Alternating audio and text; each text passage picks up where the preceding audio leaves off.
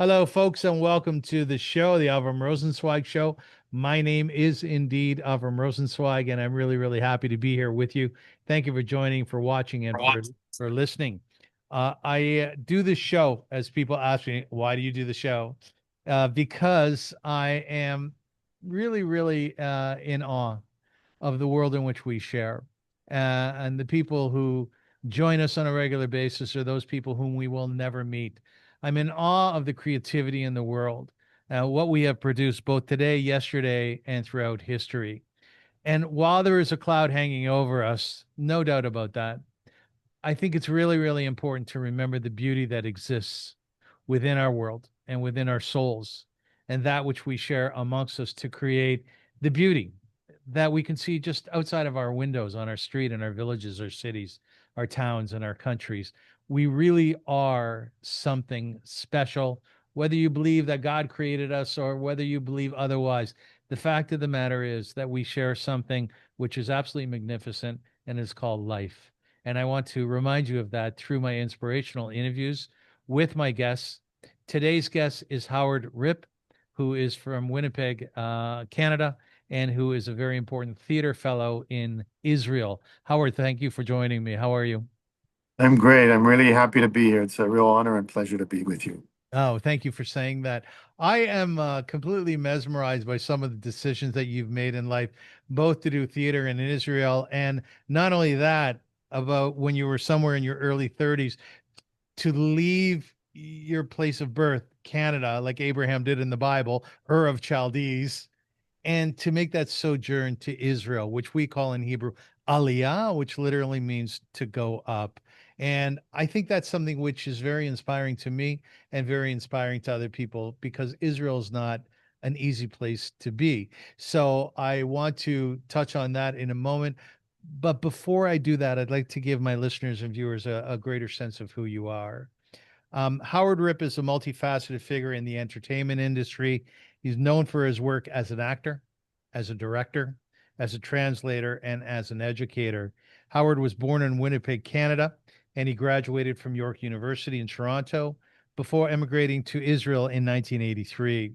He's built a diverse career, primarily based in Israel, with significant contributions to theater and to film and audiobook narration.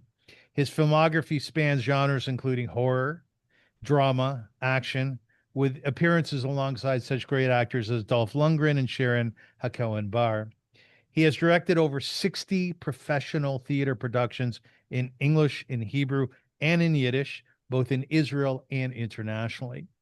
As the artistic director of the Nephesh Theatre since 1978, he's been instrumental in producing and directing notable works such as Gabriel Emanuel's Einstein, One of a Kind, which toured Broadway's New Victory Theater in 2008, and Gimple the Fool by I.B. Singer, a Yiddish literature adaptation presented indeed by Nephesh Theatre. He has also acted in productions like The Best of Shalom Aleichem, opposite Michael Schneider, a former Royal Shakespeare Company member. Howard has shared his expertise as an educator, lecturing on Jewish theater and teaching acting at the University of Tel Aviv and video productions at Sapir College. He's a translator, and most importantly, he is a husband to Beatrice. He's a father, and he is a Zaidi, a grandfather to seven. Once again, Howard, thank you for joining me. Thank you. That's wonderful research you did. You went really far back there to find some stuff on me. That's great. I was trying to find out who you were when you were five, but I just couldn't find Okay. No, that. I'm still Yeah, now, working it out. Howard, one of the things I think which fascinates people is the idea that somebody would move to Israel. Israel is Yeah. is a difficult land. It's a difficult country. You know, it's for many years it's been surrounded by millions of enemies. Yet at some point, growing up in Winnipeg, you decided as a Zionist that you were going to make that trek, that you were going to move to Israel. Walk us through how that process happened. Well, it wasn't an immediate decision. It was something that was sparked out of curiosity. I'd finished high school. I wanted to do the year trip that you usually do. I went to Israel 2 weeks before the Yom Kippur War erupted in 1973. And that just opened my eyes. First of all, seeing how the country came together, it was really remarkable for me to see the unity there. And it made a big impression of me. During that 9 months that I was in Israel, I had really experienced so much of what the country had to offer. I spent time in a yeshiva. I spent a long time in a kibbutz learning on an ulpan and working. I went to Sinai and experienced that when we still had Sinai. And it was just an amazing experience that stayed with me, especially the remarkable people that I would meet everywhere. And I can still say that's what really holds me here. Is just the amount of amazing, wonderful people, everyone with a story. But to carry on, after coming back, I went to Winnipeg and enrolled at the University of Manitoba, studied Jewish studies and theater, and then decided to focus on theater. I moved to York and took a course there. When I finished the university, I formed a Jewish theater in Toronto called Nephesh Theatre, and but I still hadn't forgotten Israel. In 1981, I went back again as sort of doing an internship at the Habima National Theatre, and I wanted to really see if I could make it there. If I could, it was really a reconnaissance flight to see if I could manage. And at the end of 81, I met what was to be my first wife, Ruthie. She was an American girl, and she came back and lived with me in Toronto. Carried on doing theater in Toronto, but all the time we still had this huge urge to go back to Israel. Now, when we got married, we decided we'd go back and live in Israel, which I did in '83. And since then, I haven't missed a war. I've been in Israel all the time. It's been a lot of challenges throughout my time here, but I learned one of the important things in Israel is to persevere, to Yes. not give up, to stay with it. And if you do, a lot of people come with dreams. A lot of people don't manage to make the transition. It's not an easy transition. For me, there were a lot of challenges, but I really feel that perseverance and staying with it has helped me really build my career here and do some things that I would never been able to do in Canada, I think. So I'm really, really happy about the decision and the process that brought me here and has kept me here. Howard, when I think about my time in Israel, I was in yeshiva in 1978 in Oh, Sanhedria, which is just outside of Jerusalem. I was engaged to a Yemenite woman, wow. as one is That was supposed. my first dreams is to marry Yemenite girls, so Of that's pretty course, good. every guy has that dream, right? Well, there's such natural Judaism there. I really felt, wow, they really have a natural way of being Jews. Good. That they ate rice during Pesach. Wow, and there's all kinds of stuff that I thought, why not? And they were just so natural. So yeah, I can totally understand it. There you go. I almost lived out the Yeah, dream. But yeah. I distinctly remember coming to Israel and waking up my very first morning there. That's when I was in yeshiva. And watching this woman as she walked by my window with a basket perched on her head. And then I heard the shofar blowing. And then I heard the announcement for the Muslims to attend their prayer in the morning. And I thought, my God, I am in Israel. I am no longer in Toronto, where I would step outside in the cold of the winter and go skating, and the lushness of the country. What was it like for you to make that transition from Winnipeg and Toronto into the Middle East? Well, first of all, I totally can relate to what you were saying. It was a cacophony of sounds Yeah. and stimulations. But on the one hand, I can tell you one thing that I brought to Israel from Canada, which served me, was, in Canada, I was grown up with a multiculturalism that you in Canada I was brought up in that way that you have to accept other people and learn about their cultural and that whole cultural kind of exchange. And I sort of brought those values to Israel, and it really worked well here because there's so many. It's just even more so than Canada. There's so many different cultures here, and there's so much to learn from each of them. And for me, that was something that was kind of an extension, but was interesting was they were all Jews. I mean, everybody that I met were Jewish, which was different. I mean, I met Indian Jews, I met, Moroccan Jews, I met all kinds of different kinds of Jews that, that was something that sort of made a stronger tie to me to everything than in Canada when I would go out for Chinese food and have meet Chinese or whatever. Here it was there was something unifying more for me. But I really do feel there was kind of a natural connection to what I had in Canada. Like I loved the variety of people, which you don't, well, now you see it a lot and everywhere because there's so much immigration everywhere now. But in Israel, it really rang true for me. You know, I think when people talk about Aliyah, in other words, going from your place of birth to Israel, there's very little discussion around what about those people that stayed back home? And I'm always very curious about where my guests come from, in particular if they live in Israel and had made Aliyah. So you're a young man, you're in your early 30s, and you move to the Middle East, which is not a peaceful area of the world, and your mom and dad had to deal with this, right?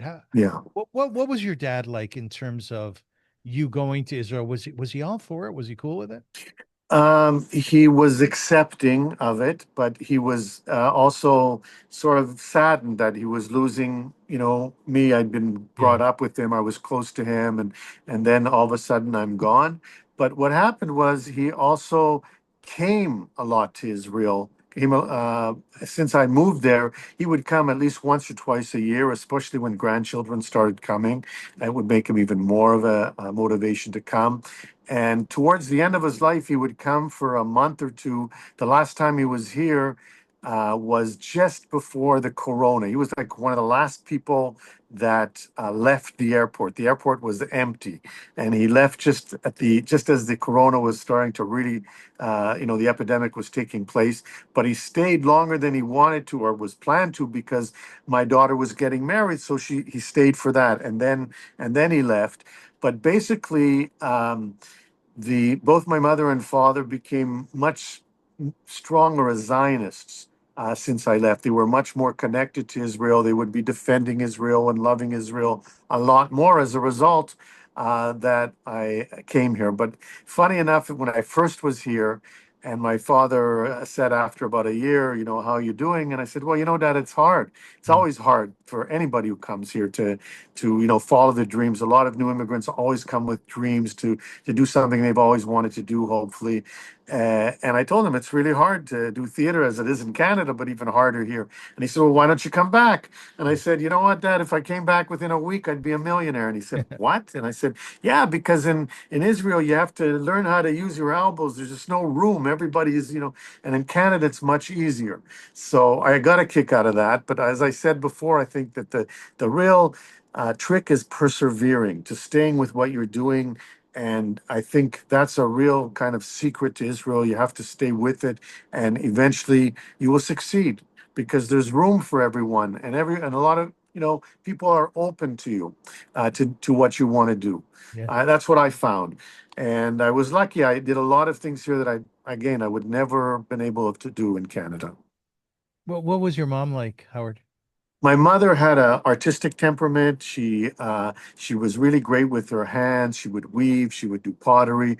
She basically passed that on to my sister, who became an artist, a visual artist, and doing pottery and ceramics, especially. She was also a teacher. She would teach art and home economics. Um, she wasn't an easy person. She was very opinionated and, in a way, really liked to have her way.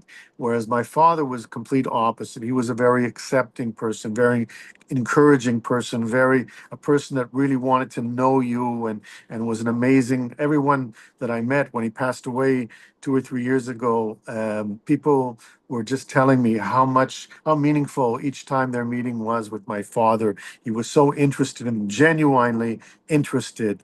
And he was a real mensch. He was a real special guy that I really hope I got as much from his character as possible because I think he was just such a special person. Who are you more like, your mom or your dad? Um, I think I'm more like my father in a lot of ways. Yeah, I try to be accepting of people. I try not to be as demanding as my mother was, which is also important. My mother was a real perfectionist. My father was kind of a live and let be kind of guy, and a lot less judgmental. And that's a character that I've kind of more embraced. And it's helped me actually strengthen a lot of connections with people that are much different than me because of that. So I value that. You started up the Nephesh Theatre in Toronto, and then eventually moved it to Israel, which is a feat in itself. And I'm fascinated by how you did that, and how you settled into the theatrical world in Israel, because it's dramatically different than in the diaspora. Um, but what was it, or what is it about your character that drew you to that instead of being a pharmacist like your dad? Well, I sort of knew I wanted to go into theater even back in high school, and but I never really had until I went to university and said, okay, this is what I want to do, and I moved to Toronto. That's sort of when I realized that's when I decided I'm going to go for it and do it. And basically, I tried it. When I look back at things, I did a lot of things that people would say, "What are you doing?" I mean, I can remember the first play we did when we left, when I finished university. I teamed up with Gabriel Emmanuel. He's also from Winnipeg. He was studying Jewish studies, and we formed the Nephesh Theatre together in Toronto.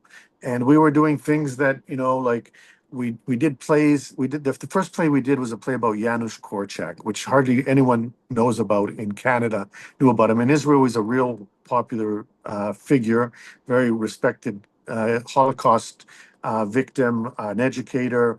He was the head of an orphanage.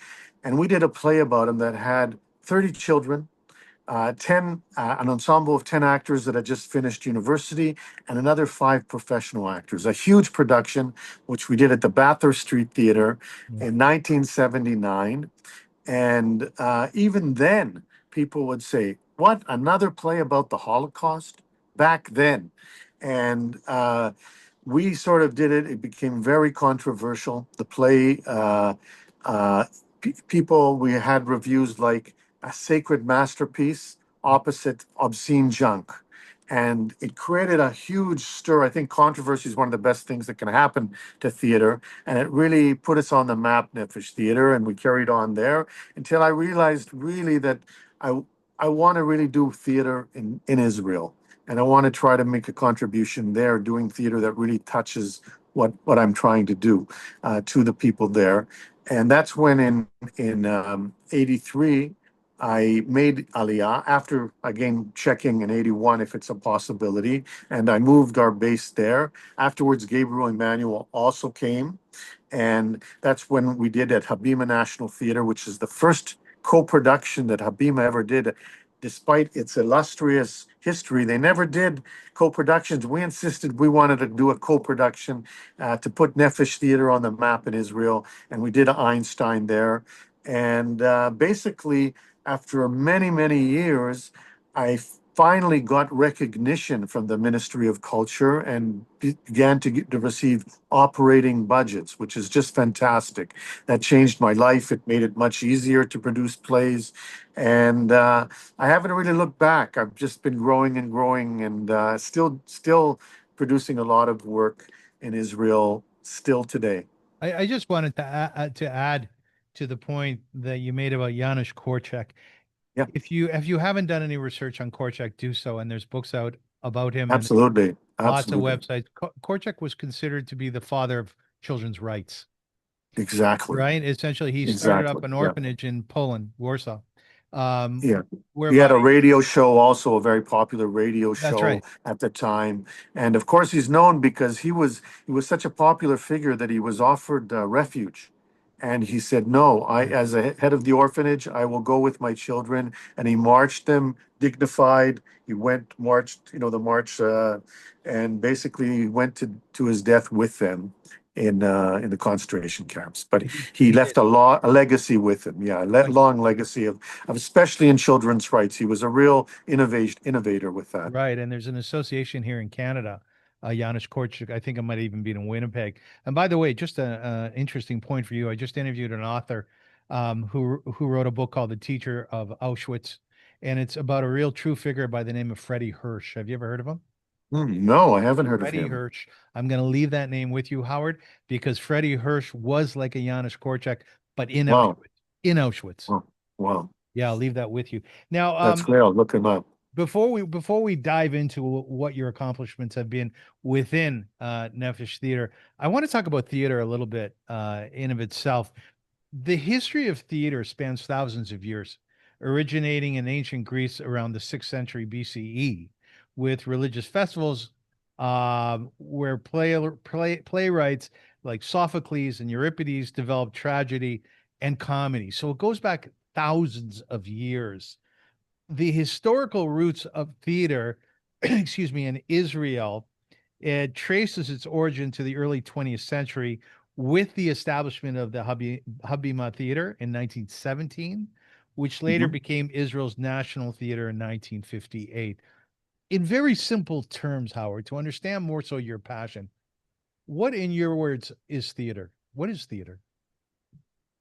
Well, theater is first of all tapping the time. It's really like bringing, uh, re making something relevant for you today, as the Greeks did, and they had a catharsis. Theater, they don't have the Jewish theater doesn't have the same tradition as the Greek theater, for instance, because it wasn't encouraged. The only time it was encouraged in the synagogue was Purim. And that's really where Jewish theater was born, out of the Oh, Purim spiel. And that's how the history began. The Habima National Theater was really something extraordinary because it was formed, they were doing plays in Hebrew when Hebrew was hardly spoken. mhm. And the Dybbuk was directed by Vakhtangov, who was a disciple of Stanislavski in Russia. And it was an amazing production that toured all over the world. And then they came to what was then Palestine and formed and brought the whole theater to here. And since then, that was how the theater in Israel was born.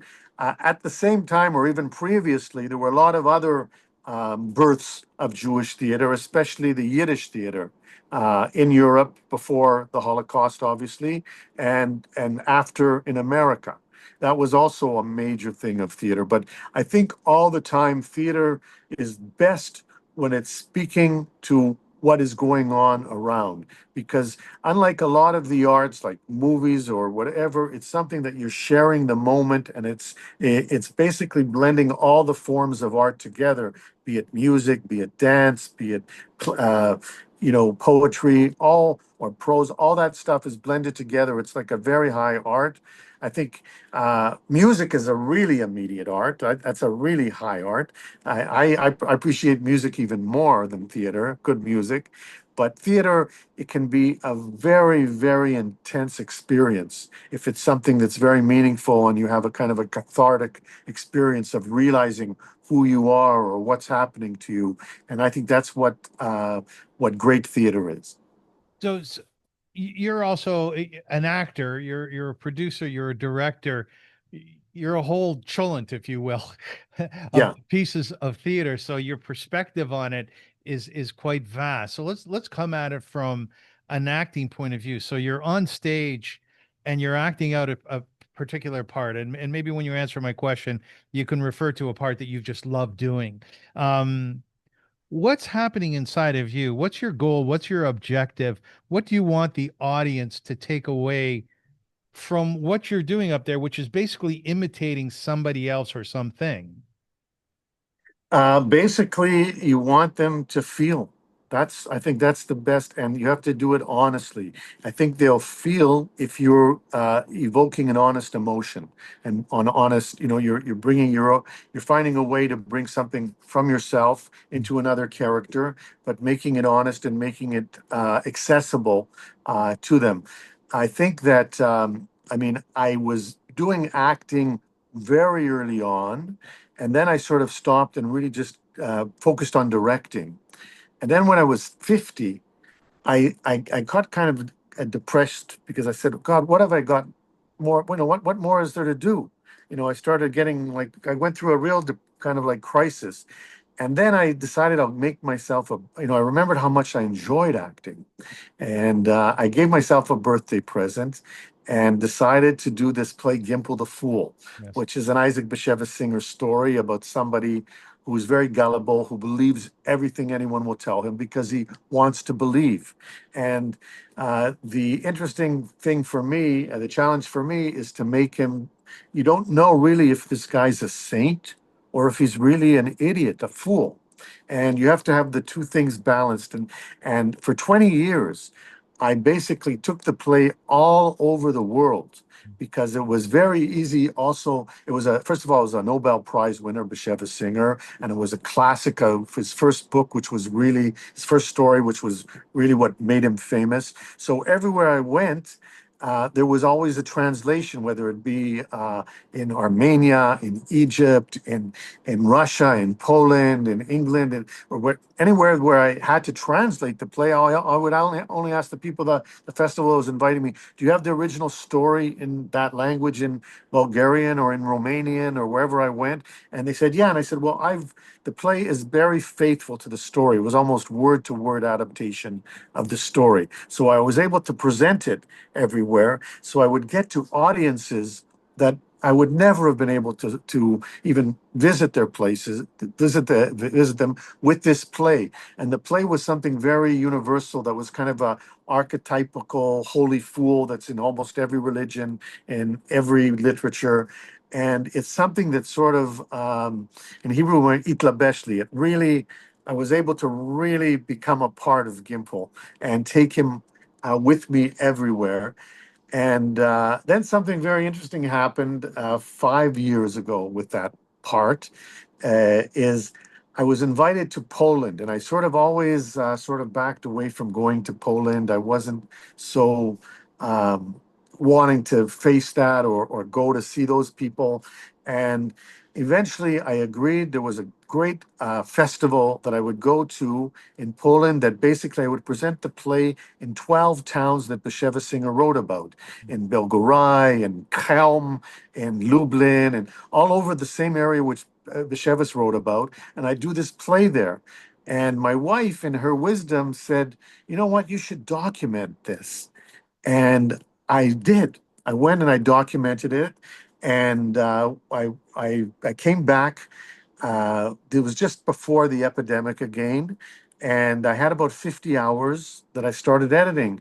And then I went back 3 or 4 times. It became almost a journey, a 5-year journey of making a movie based on my trip to Poland, where I would present Gimple in now, today, what happened, where is everybody? Where are all the Jews, in Poland? My meeting, Howard Rypp, with the Polish people today and how they feel about all this, the whole emptiness, there's nothing but graveyards there. And so it's a film that has a lot of different levels in it. And it premiered um, the week after October 7th in Nashville. And I had a lot of deliberation whether I should go or not because October 7th was just devastating for everybody.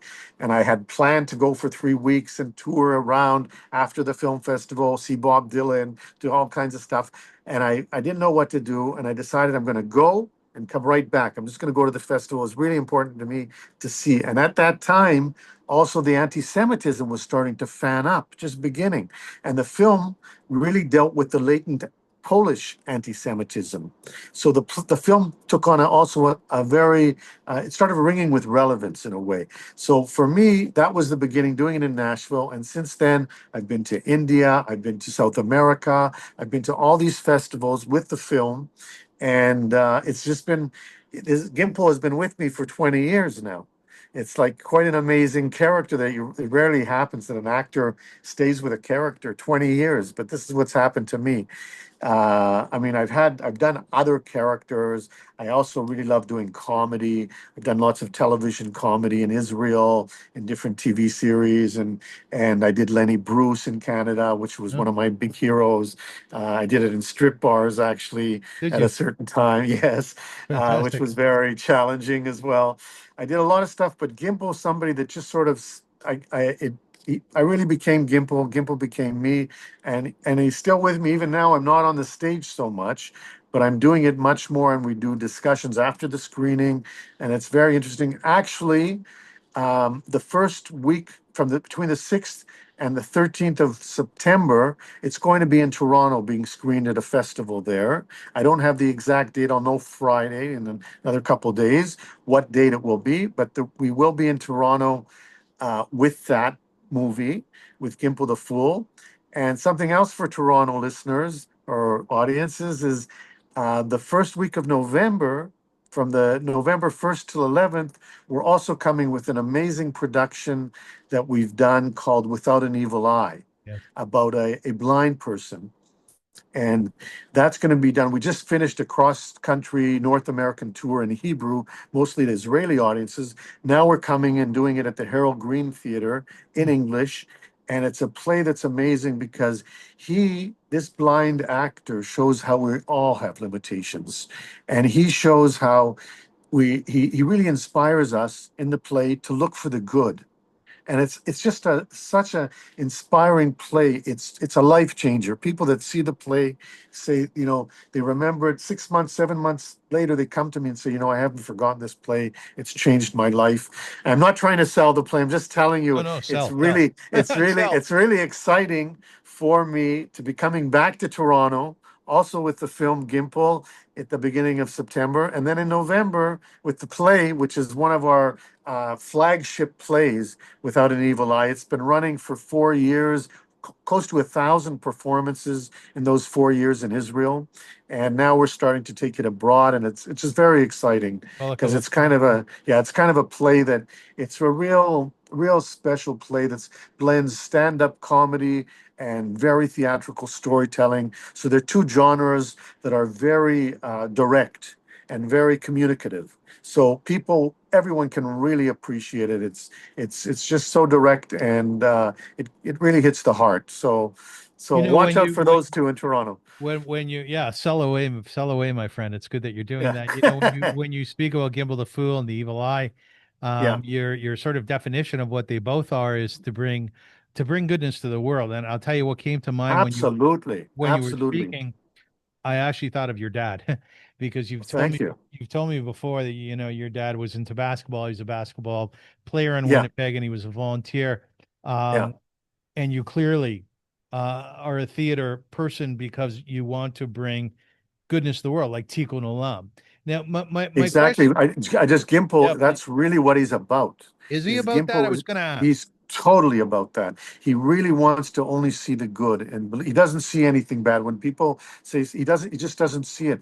And people would come to me from different countries and say stuff like, I wish there were more people like Gimple in the world, and you really hit that right. He really looks for goodness. He wants to believe that here it's not important. It's Yeah, up there, what's waiting for us up there. He wants to believe that it's all going to be good, even though, I think Gimple the Fool was written, it was his first story that he wrote after the Holocaust. And one of the things I think, even though he doesn't mention the Holocaust, almost never mentions the Holocaust in his works, Basheva Singer, it made a huge impact on him. And he lost all his family almost in the Holocaust. And Gimple's about how people can be so cruel to each other. And Gimple himself, I mean, everybody always ridicules him and plays horrible tricks on him, and he just looks for the good. And again, also in Without an Evil Eye, it's something else completely. Asaf Ben Shimon, I think, is a real tzaddik. He's a real special person that actually heals people in his own way. But in both of those senses, you're very right.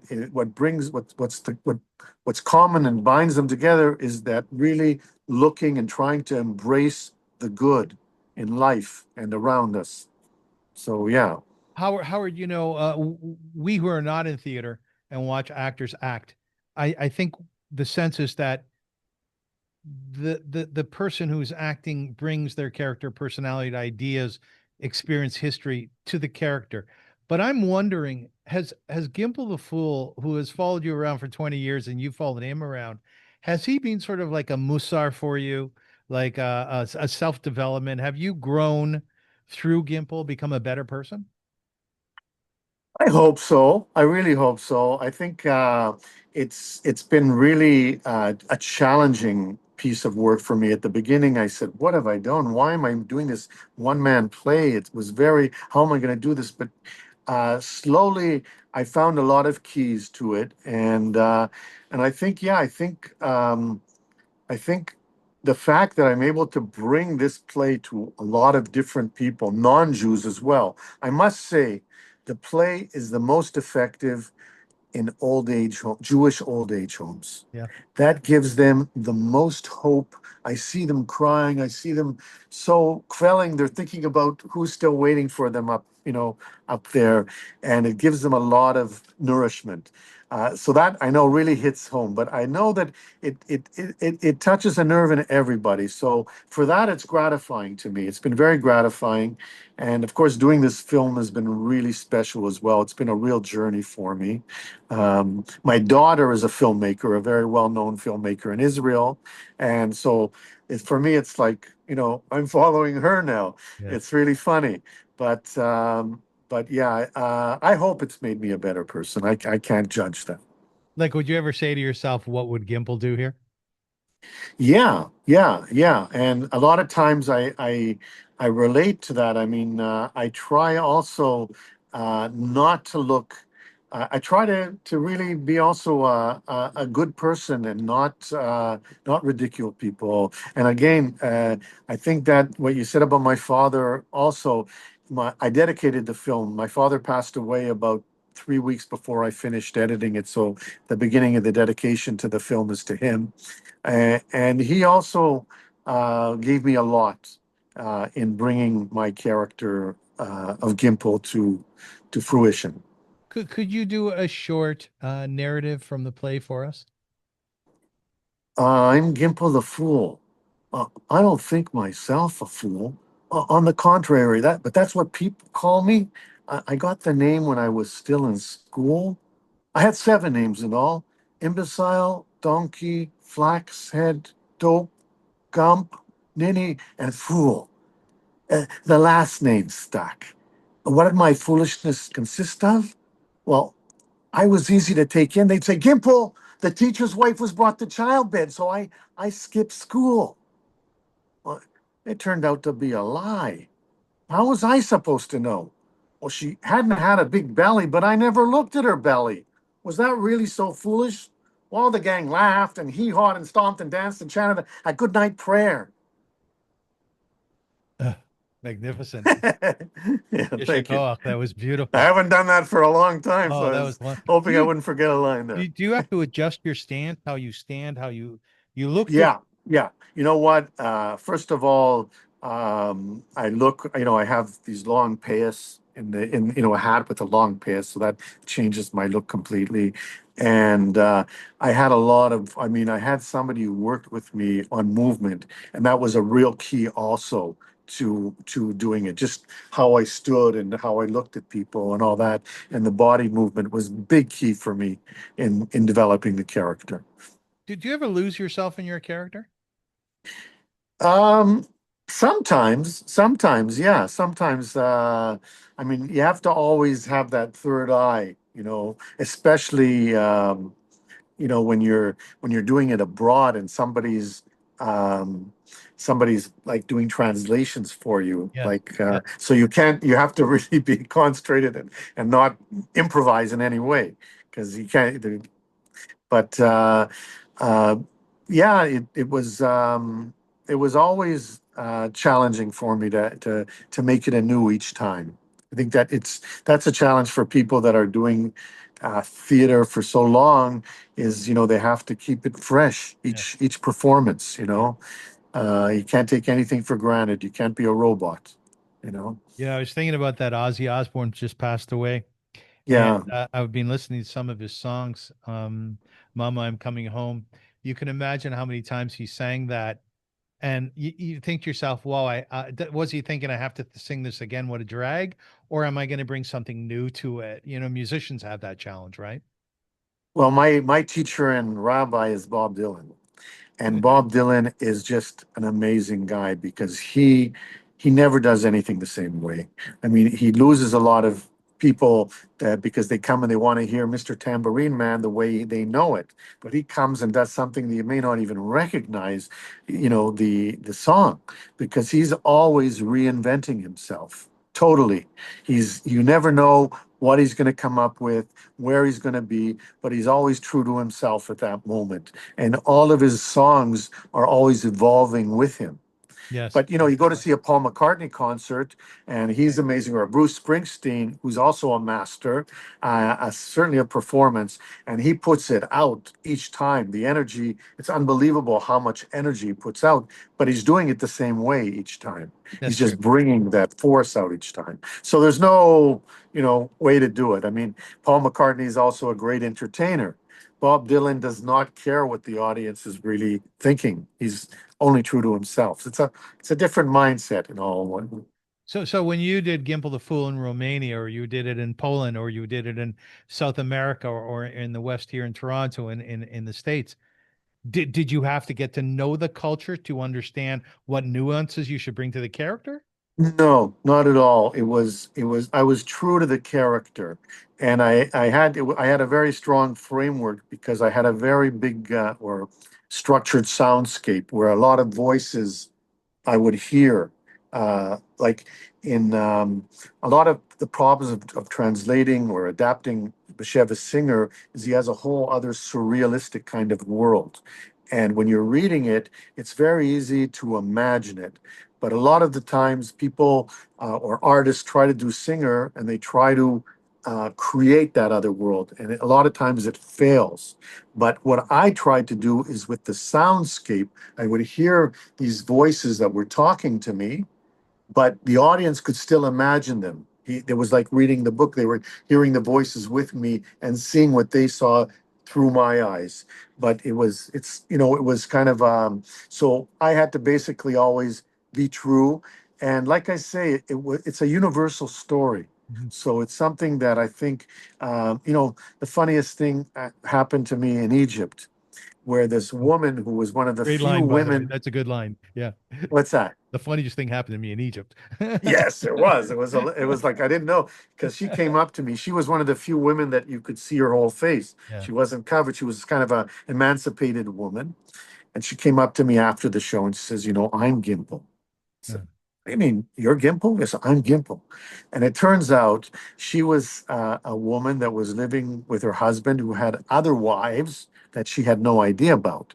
At that time, there was no law that your husband had to tell you that he was married to this woman and that woman. Now, apparently in Egypt, there is a law that I mean, it's possible for a man to have many wives, but they have to tell their You got to wife about it. mention it.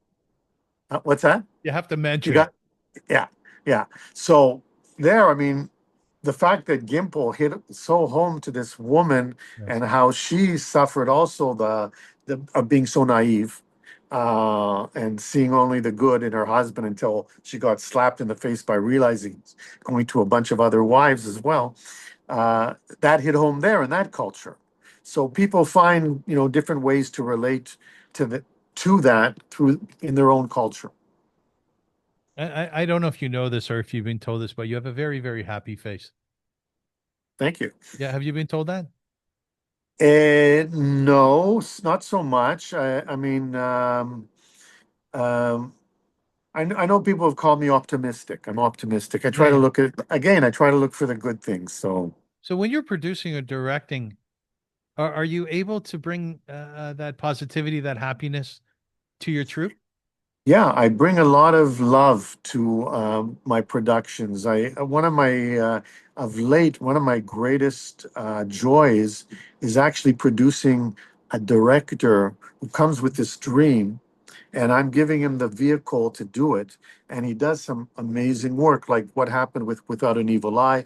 Recently, just recently, there's this new guy who's never written or directed. He's an actor. He came with this play, and he's using the music of Omer Adam, who's like this very well-known Israeli singer.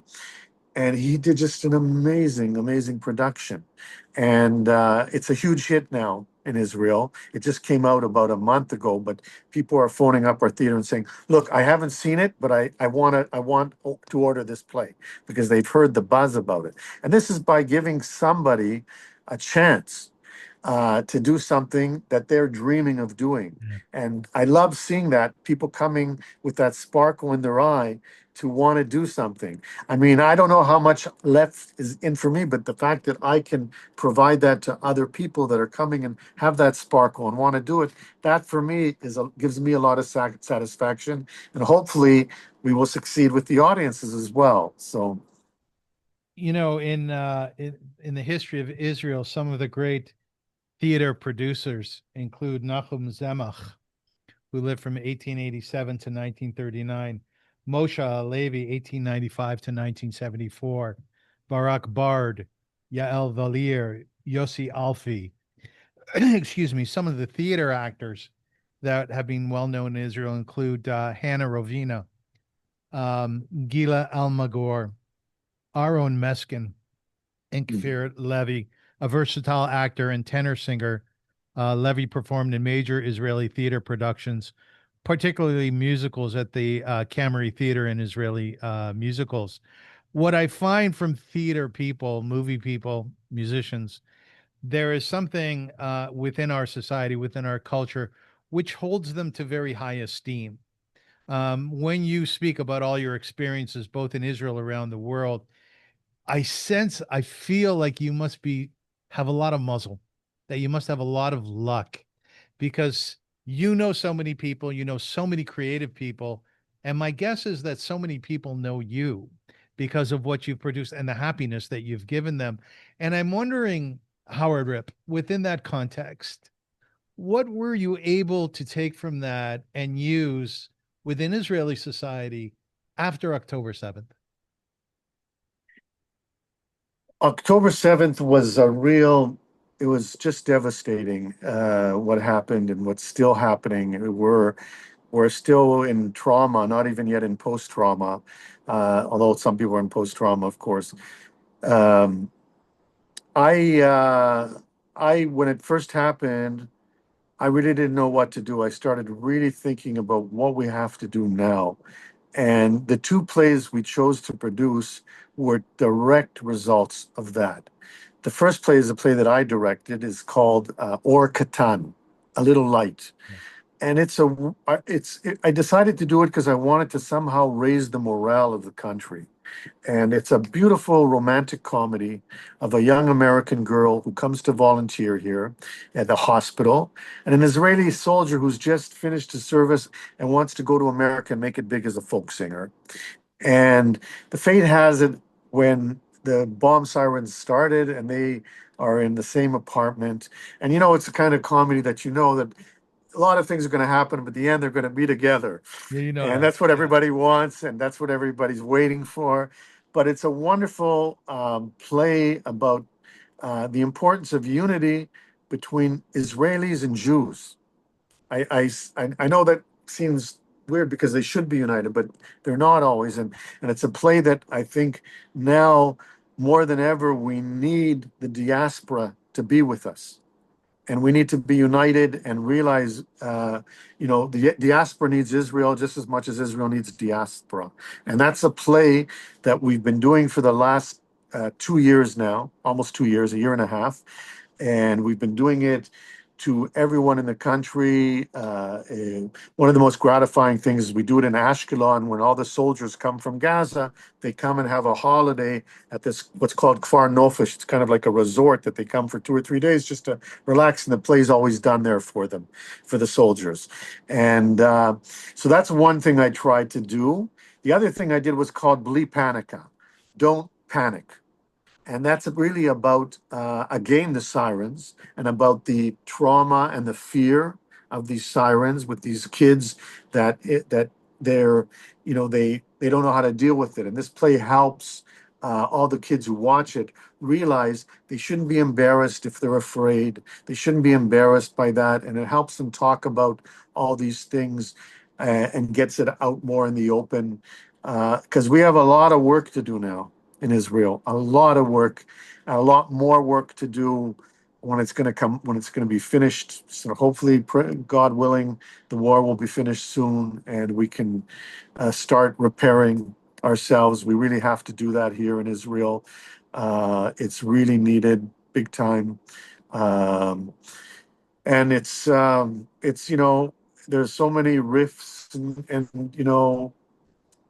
it's frustrating. It's frustrating that this is what's happening right now. But again, God willing, this akol tova. Everything will be for the best in the end. I've learned that.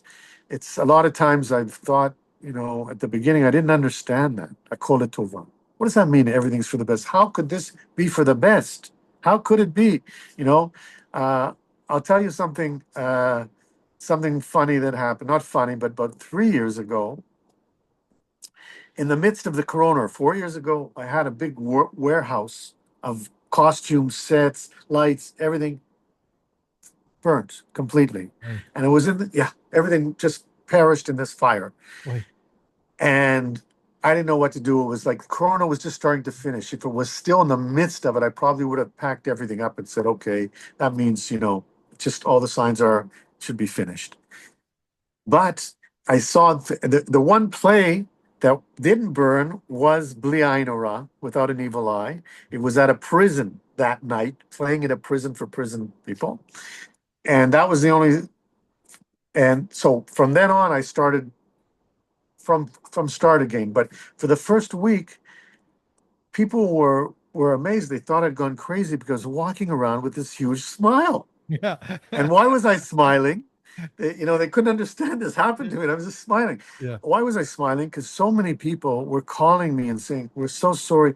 Come, directors of major theaters would say, "Come to our warehouse, take whatever you need." The Minister of Culture called me and said, "Oh, I'm so sorry. I'm really sorry." And people were telling me how much they cared about me and how much, this is something that only happens when you die. You don't hear it. And I was able, It I was happens able at the Shiva. Yeah. yeah, I was able to. I was rewarded by hearing all this and realized, So for me, I realized I call it tova. Even that, I call it tova, because what is a bit of plywood or whatever compared to something like that? That you get such a recognition and acknowledgement and everything. So uh, That's that very really that's made very that. it's very Gimple-esque, by the way. And Yeah, it, it's it an- Gimple. it answers my question before whether But Gimple's had an influence on you. Okay. Yeah, yeah. But it also made me understand it's Akol Tova, and I'm sure at some point we're going to realize what something good is going to come out of all this. Right now, we're really deep, deep, deep in trauma and sadness, and we're apart. The country's just so divided. Um, but I'm sure in the end, something's good's going to come out of all this. Amen. But Amen. I just hope it will be soon. I want to, I'm into that. I just want to add that A Little Light is by Aviv Luz. It's a That's right. That's right. That's romantic right. comedy. Don't Yeah. Panic is written and directed by Ram Gupta, who's an innovative Wow. drama. Yeah, it's That's important right. that we mention the writers and the directors. Thank you. Thank you. Absolutely.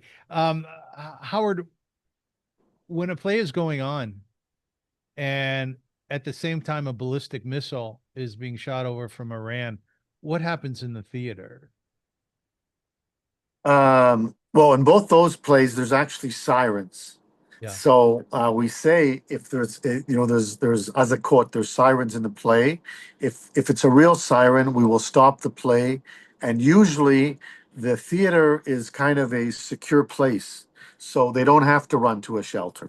Uh, when it's usually happening, we always say before the play, if there is a siren, or that you have to go to here, or you stay and don't move, or whatever. But basically, that's something for the last couple years that before a play starts, uh, where people are alerted to where they should go if there is a siren.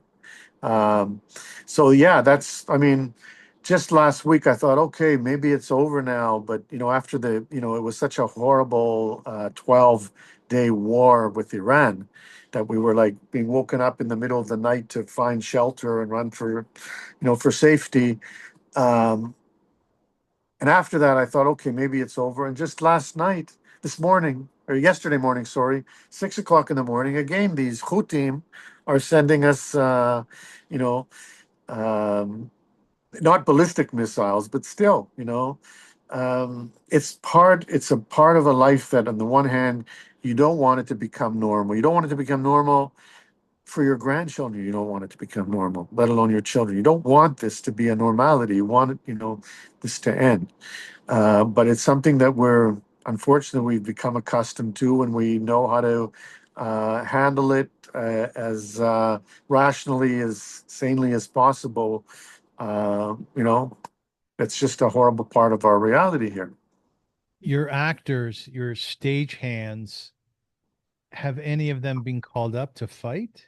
Oh yeah, yeah, lots of, there's a lot, especially, I mean, especially at the first part of after October 7th. I mean, there wasn't theater for a long time after that, after October 7th, at least a couple months, just nothing. And on the one hand, on the other hand, everybody sort of came together. I mean, I really, on the one hand, like I mentioned also how that so made such a profound effect on me to see in the Yom Kippur War in October in 73, how I was so amazed by it. And also here in October 7th, what was amazing is the country just all of a sudden forgot all their rifts and their arguments, and they just united again. And despite any kind of political arguments, everybody put everything aside, and for 2 months, everyone was volunteering and helping, and it was amazing. It was just amazing. Uh, I don't want to say that that's what we need in Israel for that to happen. Hopefully, we don't need wars for that to happen. And unfortunately, now again, the country is again becoming divided, and. But again, until we have the hostages back, until we stop this war and start repairing, it's not over. And it's hard time right now. It's hard for everybody. Do you still think about Winnipeg? Yeah, but you know what? I used to go back quite often, especially because my parents were there, and now my sister's still there. But I don't have the same ties. My best friends from Winnipeg, I have friends that are friends from 4 years old. They're here.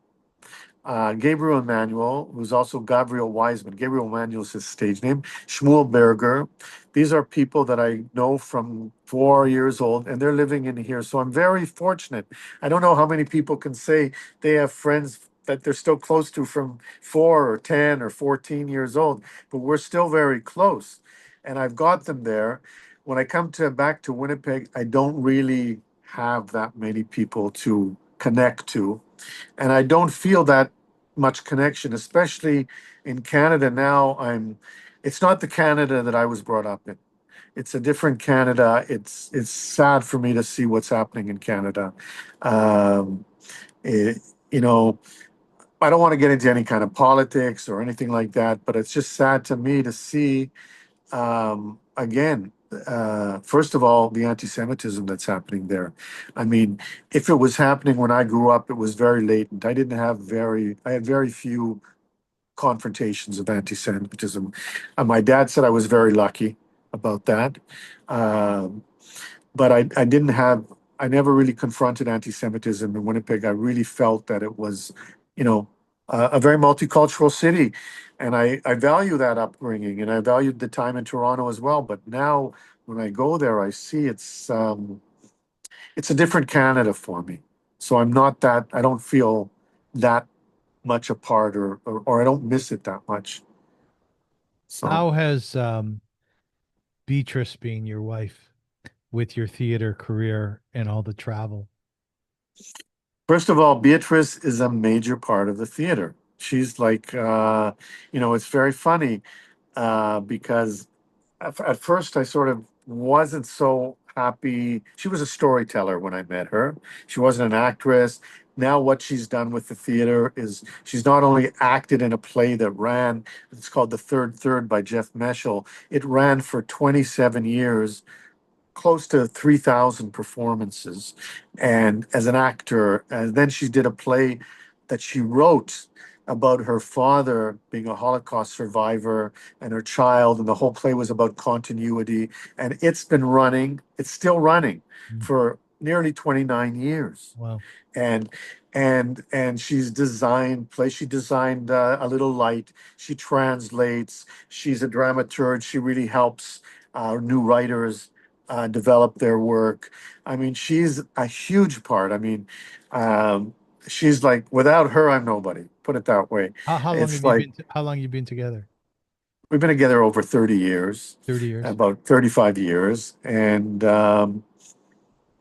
And she is a major part of the theater's success, really. I mean, so she doesn't have she because of the grandchildren here, she has a lot of problems traveling. As much as I like to travel and represent Israel with our theater abroad, that's Yes. something that's important to me always, and especially now. I think we have an important task to do, and bring Israeli culture to the diaspora and throughout the world. That's what we have to show. Israel is not just about weapons; it's also about culture, and very high culture here. It's huge culture. So she has problems with that, about me always wanting to go. Like, I'm going to Poland to present the film the end of August, to Toronto in September, again Toronto in November. So she's not with me in every trip, but she tries to come to me wherever we're going to a new place where she's never been. She likes to come. Like, we're going to be in Nepal in a festival in October, so she'll come to that. But she doesn't like to go back to the same places. So it's a bit, but she gives me space. She's learned to give me space. Well, what do you love about your wife? She's, first of all, so wise. She's really a wise person. Yes. And I feel very fortunate because I think, I know that whatever she says for about me or any opinions, she's always thinking for the best for me. She wants the best for me. And that's so, you know, comfortable and acknowledge gratifying, and strengthening, that I know that she's got my best interests always. And what else do you need in a partner, really? That's like, aside of, I mean, there's lots of other attributes. She's beautiful. She's a great cook, all that stuff. She's great. I mean, but yeah, that's what really, her wisdom, first of all. She's really wise person. Chachama. Are you, Chachama. Her father used to say, "It's a great marriage because I'm yesh li mazal v'yesh la chokhmah." She's wise and I'm lucky. That's why it works. How's Tell me, that? do you I may have asked you until 120. Have you had a good life? Yeah, yeah, I really have. I really, really have. I feel very fortunate. I feel, I still want to live. I still got a lot. I'm getting the 5th of September, I'm getting a Mifal Chaim, a prize, a lifetime achievement, a prize in Israel for my contribution to children's theater. I Masal mean, tov. I've gotten a lot of recognition. I know that if I left, I would leave peacefully. I don't want to leave, but if I left, I feel like I've had a great life. We've lived at a time that's like the most amazing time. We've been, aside from the Holocaust, we've been through so many amazing, world-changing things, whether it be epidemic, October 7th, whatever. It's like I've lived through it all. I've seen it all. I've been challenged by everything. And, so I really feel I'm fortunate to have been experienced everything like this, for good and for bad. It's been like it's been a life. Oh, look of it. Howard, I've been playing around with AI for the last few months. Do you use AI at all? No, Yeah, no, you. I don't. My wife does. My wife does. I don't. I'm a bit afraid of it. I hear you, but you might want No, to but dive right in. Yeah, okay. you should give it a try. No, I So, know it's a good tool for things for sure. I'm sure of it. no, But it is. I It is. just, So yeah. what I've been doing over the last few months is I've asked AI to basically write a poem about my guests. Oh, So yes, so I have an ode to Howard Rypp. wow. Here we go. Okay.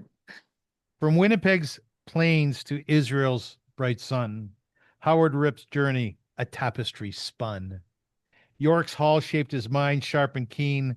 In '83, he chased a bold dream. A stage's canvas, a world his art, Nephesh Theatre born from his heart. Since '78, he's woven tales bold in Hebrew, Yiddish, and English told. Einstein's mind through his lens took flight at Habima's stage, then La Mama's light. Gimple the Fool, with soulful grace, brought singers' words to time and to place. On Broadway's board, one of a kind, dance in the hearts of those who find a story, truth through Rip's clear gaze, lighting the world in countless ways. With Dolphin and Sharon, he's faced the screen, horror, drama, action, each scene, a testament to his boundless range, an actor's craft. No role is too strange. A voice that narrates, rich and deep, guides auto books to dreams that leap. A teacher, too, at Tel Aviv's gate and Sapir's hall where minds create. Translating worlds from tongue to tongue, a bridge of words forever young. Husband, father, Zadie dear, his love a flame that burns sincere. Howard Rypp, a soul alight. Through three theaters glow, he carves the night. From Winnipeg to Israel's shore, his story sings forevermore. Avram, I would love you to send that to me. I will. It's something special, really. I will. It's nice, Thank you. isn't it nice? Yeah, yeah. Wow, wow, wow. Kolokava. Wow, isn't that amazing? Kolokava. That's AI? Yeah, that's AI. Yes, Wow, that's AI. wow, I've wow. convinced you, haven't I? Yeah, that's pretty amazing. That's pretty amazing. Ladies and gentlemen, at the top of the show, I mentioned to you that some people make real presidential decisions in life. As an example, moving from the cold of Winnipeg, Manitoba, to Eretz Yisrael, to Israel. Those aren't easy decisions to make. They seem natural to people, but they require a lot of energy and verve and all of that stuff that one needs to muster up to change their home. Howard Rypp has done that, and he's explained to us what the process has been, which we call Aliyah, and how it has unfolded, what he has brought to the world from Israel to the diaspora and back. And I think that if you're struggling with your life to find your passion, to find your dream, to find that meaning and purpose, really, really sit down and think to yourself, okay, there's got to be a big decision out there that I can make. How am I going to go about it? How am I going to figure that out? And how am I going to dive in and then take the leap? It's never easy. It's never easy to do these things. And I had a friend who told me that in life, maybe we'll make 3 to 5 presidential decisions, but we will, and we'll be called upon to do so. So I want to, as they say in the vernacular, wish my guest, Howard Rypp, Yeshokoach, on just a wonderful job done, and it should go on for many, Thank you many so years. much, Avram. It's just Oh, been very exciting to be here. Very oh, special. I'm so Thank you. happy that we did this together, and I want to thank you for all the happiness and entertainment that you've brought so many people. I used to do commercial radio in Toronto, CFRB Talk 640. I had a restaurant and food show. And I used to get panic attacks before my show because I thought I was a real phony. Why am I doing restaurant and food shows? That's not who I am. And then I remember standing at the elevator one day going to the show, and I was thinking to myself, Howard, and I really want to hear what you have to say about this. You know what, Avram? You're making people smile. You're making people laugh. People love to talk about food. They love to hear about it. People love to cook. They love to eat. And from then on, I realized that bringing entertainment to people, having them smile, bringing them joy, making them think that in itself is a very special thing. What are your thoughts on that in conclusion? Yeah, I think whatever you can do to make people stimulate people and also introduce them to something new, and eating is definitely one of the few. How many pleasures do we have in life? I mean, that's like if it's not number one, it's number two or three for sure, right? Right, right. So, yeah, no, I think that I mean, you should keep doing it. Keep doing it. And I'd love to hear more restaurants or food recipes or whatever. And Howard, Definitely. Howard, when you were finish a performance of Gimple or whatever, or one of the plays that you produce and direct, and then somebody comes up to you from the crowd very quickly, very quietly, still like they say in Yiddish, and said, "Thank you so much for giving me that happiness." Is that not the greatest reward to put on your mantle? Fantastic. Of course, of It's course. best, If you've right? touched somebody, there's a saying in Hebrew, you touch one, well, you save one person, Yeah. you soul, you've saved the world. And yeah, that's like, it doesn't matter how many. If that one person, says, wow, thank you. I mean, it's just fantastic. It's just great. Ladies and gentlemen, thank you so much for watching and for listening. I was just delighted to be here with you and to share the words from Howard Rypp. If you have any questions, please feel free to be in touch at avram.rosenzweig@gmail.com. Howard, where can people find more about you, information about you? Well, probably the easiest is just to look up Nephesh Theatre, Nephesh Theatre, Theatre, and go to the website. There's contact information there, and there's stuff about what we're doing, and that's probably the easiest or quickest or best or most accessible anyway. All right, very good. As we say in Yiddish, sei gesund, which means go in health, be healthy, be good. Enjoy, Gesundheit. Sure. gesundheit, hey, right? Enjoy your life. And once again, thank you so much for being with us. Thank you so much, Avram. Thank you. It's just been a real heart, hit my heart. Thank you. Thank you, Howard.